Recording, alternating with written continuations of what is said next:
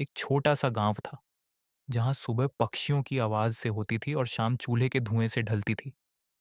गांव के लोग सादा जीवन जीते थे। सब एक दूसरे को जानते थे, लेकिन कोई किसी के दिल का दर्द नहीं समझ पाता था। उसी गांव में रहता था रमेश, एक मेहनती किसान। सुबह सूरज निकलने से पहले खेत पहुंच जाता और अंधेरा होने के बाद ही घर लौटता। लेकिन किस्मत जैसे उसका साथ नहीं दे रही थी। मेहनत बढ़ रही थी और कर्ज भी। एक दिन गांव का साहूकार रमेश के घर आ पहुंचा। उसने कड़क आवाज में कहा, रमेश, अगर इस बार पैसे नहीं लौटाए तो तेरी जमीन मेरी। रमेश चुप था। उसकी आंखों में डर था और दिल में बेबसी। उस शाम रमेश अकेला गांव के बाहर बैठा था, आंखों में आंसू और मन में हार। तभी वहां एक बूढ़ा आदमी आया, चेहरे पर सुकून और आंखों में अनुभव। उसने धीरे से पूछा, बेटा, क्या बात है? रमेश खुद को रोक नहीं पाया।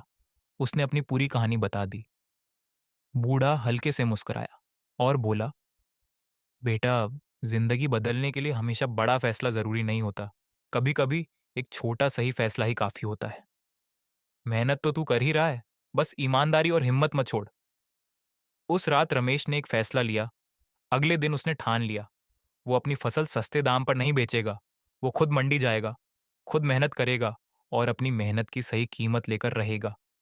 रमेश ने कई मुश्किलों का सामना किया, लंबा सफर तय किया, लेकिन इस बार उसे उसकी फसल का सही दाम मिला।